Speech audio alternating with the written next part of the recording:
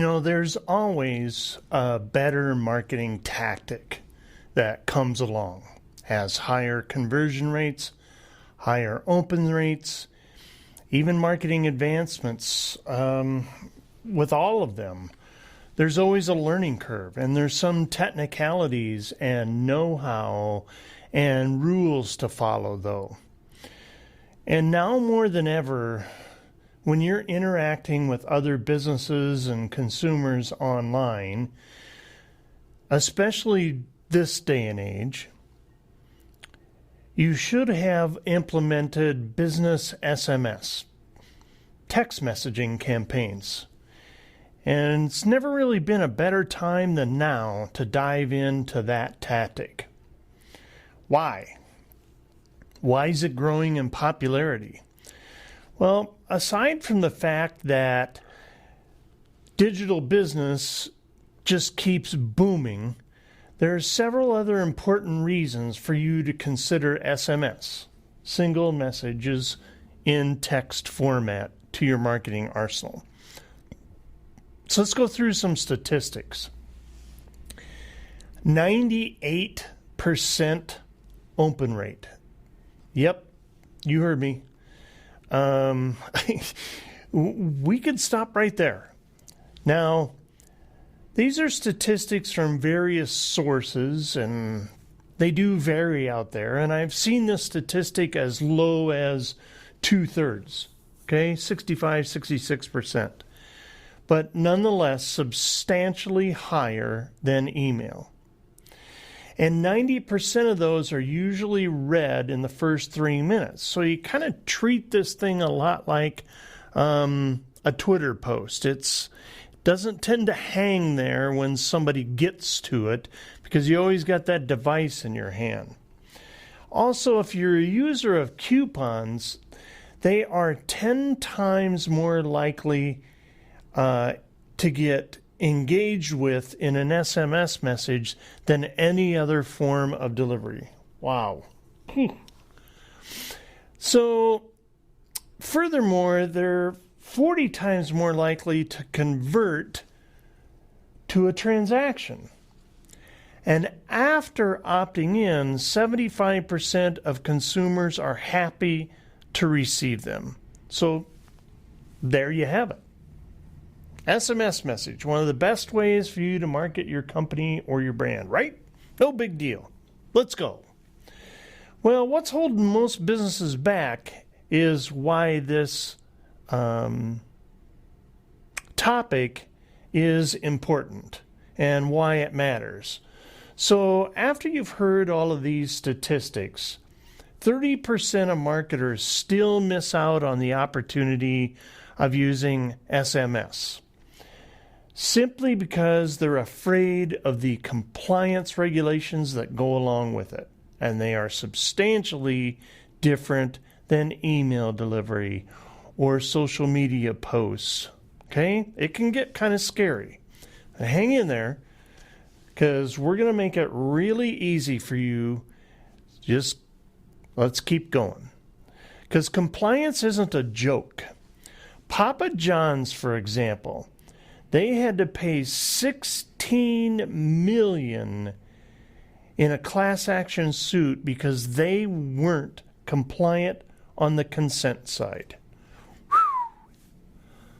Consequences for non-compliance can lead to massive financial damages. They can range from $500 to $1,500 per text message for each person who didn't give or offer consent. Before you start shaking in your boots, let's just kind of keep on moving with a simple outline so you know how to avoid this from happening to you. So what do you need to know about text message laws and regulations? Obviously, the whole point of the SMS compliance laws is to protect individuals from receiving text messages they don't want. Makes sense, right? So if you just start with that mindset, the rest should seem natural. First, let's go over the 7 important guidelines you need to follow. Customers must provide express written consent. You can't send any text message to your customers until you have their express written consent, and you can't bury the written consent in a list of other stuff or on your policy and procedure privacy page. Can't do that. You need to be simple and clear and state that this is what they are agreeing to, that they absolutely know what they're signing up for. To obtain that consent, you would do one of the following. Text a keyword that grants consent. Enter a phone number on a web form. Give written consent in person. Say you're at an event or whatever. So those are the various ways that you can go consent. Just make sure it's well spelled out. By providing that information is giving consent. Now here's some other things to keep in mind. Every SMS message applies, even if you aren't sending anything promotional. It's illegal to require an opt-in in order for somebody to purchase what you sell. You'll need to be able to prove that you have consent on the SMS platform itself. Even if you're importing customers into your business SMS message platform, you're still required to have their written consent to send them that message. Document, document, document, over ask.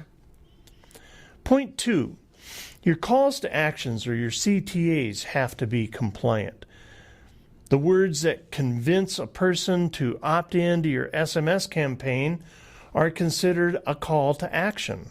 Each call to action for this purpose must consist of several elements, including your purpose, your frequency, the rates at which you plan to inform people, and what your terms and conditions are, like your company or your brand identity information, contact information, description of exactly what you're signing up for, instructions for how to opt out, with words most commonly used are reply with stop to stop or to unsubscribe.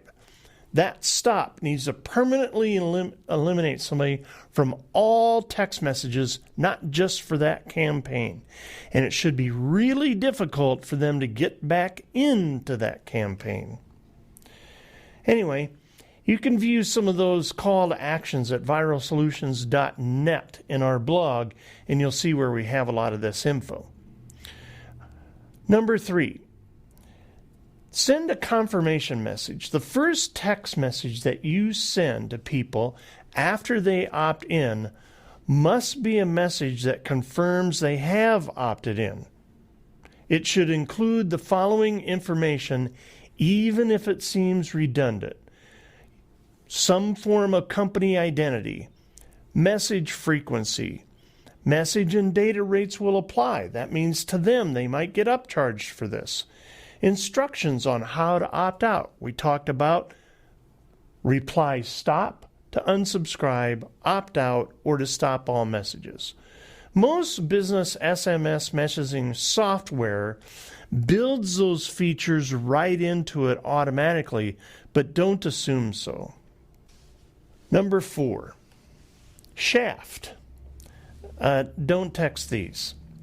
SHAFT stands for sex, hate, alcohol, firearms, tobacco.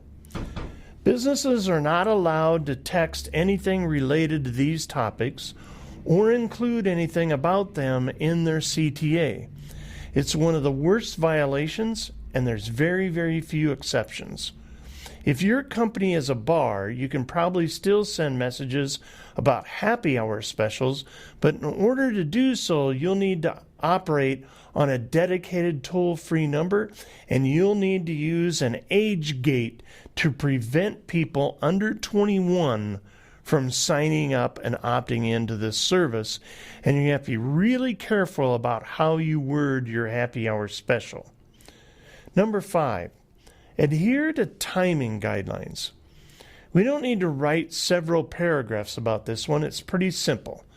text messages should be sent between 8 a.m. and 9 p.m. time zone of the recipient. Okay? That tends to be a standardized guideline all across the planet. Sure, certain countries have different rules, but if you follow that one, you'll be really, really close with all of them. Check on compliance with your attorney, of course. Number 6, determine if you need single opt-in or double opt-in into your SMS text messaging. Whether you need a single or double opt-in depends on the way you're receiving consent. Here's what we mean. Single opt-in, you can use single opt-in if you've received consent through an SMS message. If they texted you a keyword to opt in an SMS sequence, you're good to go. Double opt-in, however, you need to use that if you receive consent by another means. Then you need to use double opt-in. That might include an email web form where you have a tack on for SMS, check boxes on a form, handwritten consent, verbal consent. These are things where SMS needs to be used, and yes, they need to confirm for you to be compliant. Number 7, how to be compliant with your opt-outs. Business SMS messages are classified as spam if they don't conform to proper opt-out protocols, even if requested by the recipient. Here's the best way to handle opt-outs. You got to take it really easy for them to opt out. Make it simple. The easiest way is reply stop to opt out. Reply stop to stop. Reply stop to unsubscribe from text messages. Get it? Make it really simple. Okay? Continually reiterate how easy it is to opt out of your subscription to SMS. Acknowledge each opt-out by replying with a confirmation opt-out message. Of course, it should go without saying that when a person requests to be opted out, you actually opt them out. Your software should take care of this for you and make it impossible for you to resend an opt-in. We use Twilio at Viral Solutions for this feature. They keep track of all of that. Even if we mistakenly put an opt-out message in there, they will not send it. Know your specific regulations and guidelines, because each country has different SMS messaging regulations, and each industry can also have some different guidelines that you need to follow. Some great places to find information in great detail for your industry or your business is the Mobile Marketing Association's Consumer Best Practices for Messaging, or the Wireless Industry Association's CTIA Short Code Monitoring Program. These guidelines we've provided here provide primarily to the United States. In the U.S., nonprofits are exempt from the opt-in and do not call requirements of the TCPA, which is the Telephone Consumer Protection Act.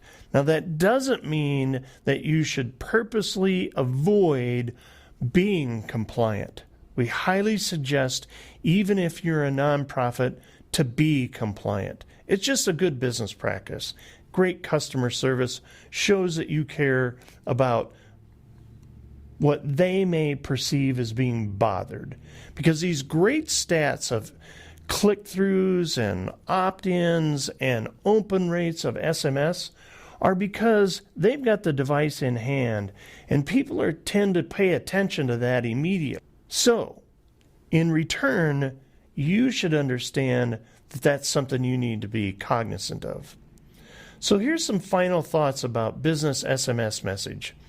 As you can tell, when you break it down in layman's terms like we have here, Business SMS messaging really isn't that scary.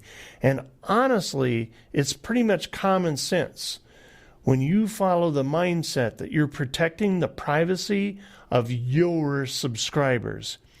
If you want to learn more about implementing the tactic in your marketing strategy, feel free to reach out to us at viralsolutions.net or call us at 888-816-1222. You'll find us all over social media, email, yes, maybe even text messaging. And I want you to understand that the information provided in this article was for information purposes only, and it's not intended as legal advice. Now, that doesn't spin the scary right back at you, but you should understand that SMS text messaging used in marketing can be an issue that you should seek legal advice on and not just dive into. Thanks for tuning in to Viral Solutions. Strategize, execute, and grow.